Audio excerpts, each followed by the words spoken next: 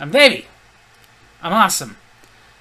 And welcome to Davy's Awesome Wrestling, where I review wrestling-related things all from the perspective of a fan, not an insider. So I know it's a little late, but let's get into my review of AEW Double or Nothing 2023. The opening match was the Blackjack Battle Royal for the AEW International Championship.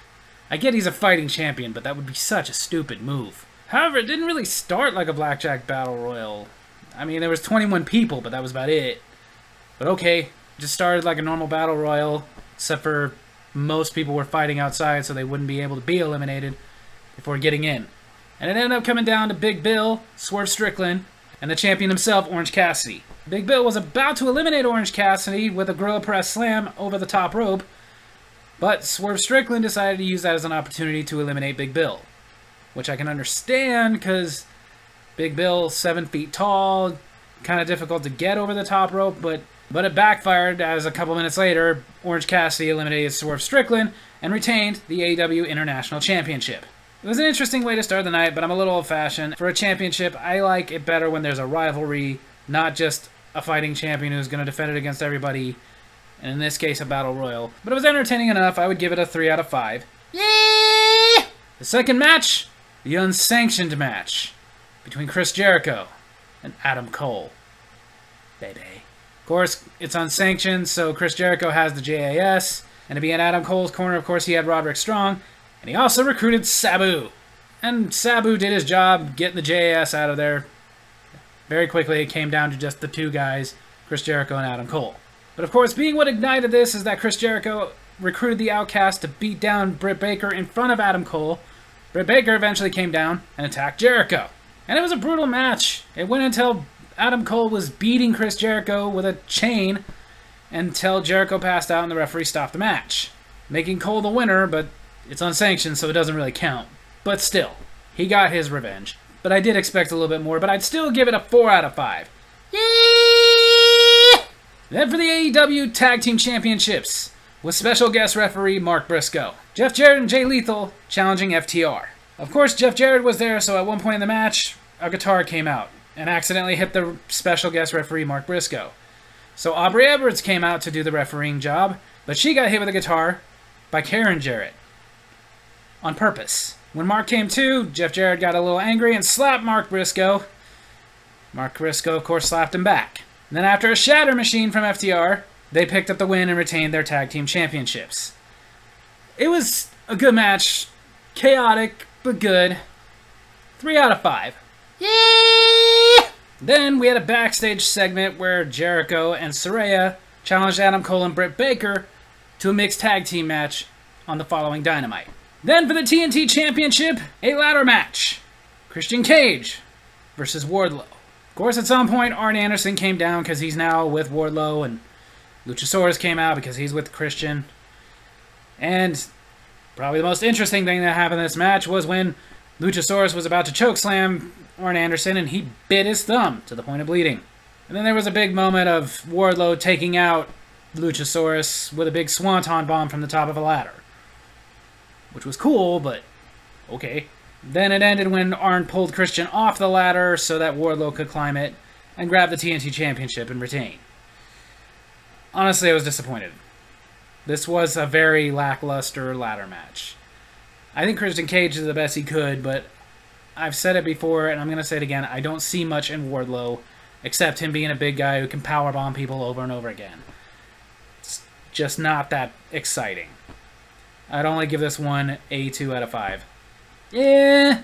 Then for the AEW Women's World Championship, Toni Storm challenged Jamie Hayter. And before the match could start, during the entrance, the Outcast came out and beat down Hayter. And of course later Britt Baker and Hikaru Shida came out and helped Jamie Hayter. But because of Jamie Hayter's injured shoulder, the match didn't last very long. Lasted a little bit, but not very long, and Storm ended up getting the Storm Zero onto Hayter and get the pin and the win, making her the first 2-time Women's World Champion in AEW. I will say it was good for what it was, but obviously, with Jamie Hayter being injured, they kind of just needed to take the title off of her, and that kind of hurt. But for the effort, I will still give it a 3 out of 5. Yeah! Then for the Trios Championship, an open house, open challenge. Because that's what the House of Black calls it with their special rules, like a 20 count and all that stuff. Answering the House of Black's challenge was the Acclaimed and Daddy Ass. And it was pretty good, but it was kind of standard for a six-man tag match. Wasn't really anything thrilling about it. And I was honestly glad that the House of Black retained, because I know I'm in the minority here, but I really don't care much for the Acclaimed. In my opinion, all they've got going for them is a catchphrase that has caught on, and when you think about it, is actually kind of gross. But like I said, it was standard enough. There was nothing wrong with it, so I guess I would give this one another 3 out of 5. Yeah! Then for the TBS Championship, Taya Valkyrie challenged champion Jade Cargill. This time with no stipulations, like her not being allowed to use the Road to Valhalla, which is pretty much the same move as Jade Cargill, and Jade Cargill was saying she shouldn't be using that move. But then again, you stole the move from Beth Phoenix, so who are you to talk? It was a good match, but I was upset at first because, yet again, Jade Cargill won, and I remember I was like kind of yelling at the TV like, really? We're still doing this? Because I'm just so done with the Jade Goldberg stuff. However, right after the match, of course bragging that she was 60-0, Jade Cargill made an open challenge to anybody in the locker room, and who answered?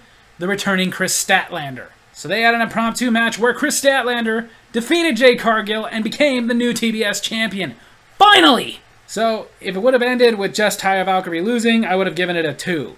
But, since it ended on such a wonderful note, 5 out of 5. Then the first of the double main event, the Four Pillars 4-way match. Jungle Boy Jack Perry versus Sammy Guevara versus Darby Allin versus champion MJF. A couple of things before the match, as Sammy Guevara was making his entrance, he announced that he and his wife Ty Mello are having a baby. Congratulations. Before Darby made his entrance, he did a little Elvis-themed play act of him murdering MJF. Good for you. And MJF made an entrance of descending from his throne with his devil mask. So really the only one who didn't make a grandiose entrance was Jungle Boy. Funny enough, in the middle of the match, MJF grabbed a microphone and tried to use the fact that Sammy Guevara is having a baby as a way to get him to lay down and just take the pin, and he would get a crap load of money. The money that he had offered him before, when it was supposed to be a one-on-one match, to just lay down. And of course, Sammy Guevara denied it because big, huge crap load of money once, or win the title and get it every time you defend the title.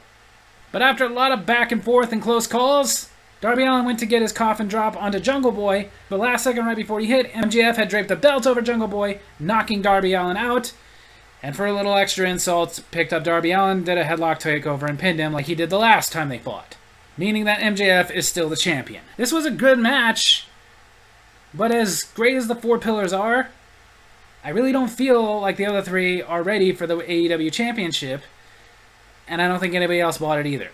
It was good, I just think they kind of could have done better. But I would still easily give this one a 4 out of 5. And then the final match of the night, the main event of Anarchy in the Arena. The Elite versus the Blackpool Combat Club. And like last year, its title was fitting. Anarchy. I mean, through the first part of it, it was actually kind of annoying because they had a live band come out to sing Wild Thing, you know, the entrance music for Jon Moxley, and sorry, in my opinion, it wasn't a very good band, and they weren't doing a very good job of that song, but they would not stop singing. Like, they just kept singing it over and over again as the match was going, till finally the Young Bucks went to the top of the entrance ramp and gave the lead singer a super kick to get him to stop. So that was awesome. Then back to its anarchy and craziness until Konosuke Tatesuka coming out and interfering on behalf of the Blackpool Combat Club, which led to Wheeler Yuta being able to pin Kenny Omega. And for many reasons, besides the fact that the match was just pure anarchy, and the story being built up between Konosuke, Takeshita, and Kenny Omega is awesome. This one gets a 5 out of 5. So AEW Double or Nothing 2023 overall was pretty good, but it didn't live up to last year's Double or Nothing, or even the last several pay-per-views they've had. It was pretty good. In my opinion, it's received a little bit too harsh criticism, but I get where some people are coming from. It was a little lackluster. They had plenty of build-up for most of these matches, but the executions weren't really that great. Like, there was plenty of build-up for the TNT Championship match, but it didn't live up to it. It probably would have been better if they didn't make it a ladder match. Of course, with the AEW Women's World Championship, Jamie Hayter's injured. She did the best she could. Even the matches that were really good, like the unsanctioned match and the Four Pillars match, were good but could have been better. Like I said, it was pretty good, just wasn't what I was hoping for.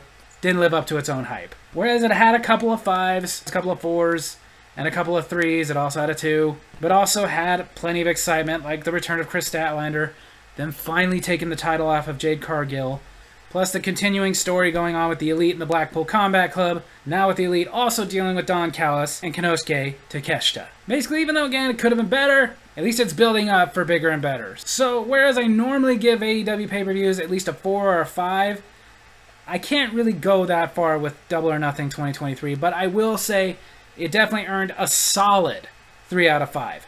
Yeah! So there you have it. That's my wrestling review this week. I hope you guys enjoyed it, and if you did, make sure to hit like, hit subscribe, hit the little bell so you get notifications when I post the videos, and leave a comment. Tell me what you thought of AEW Double or Nothing 2023.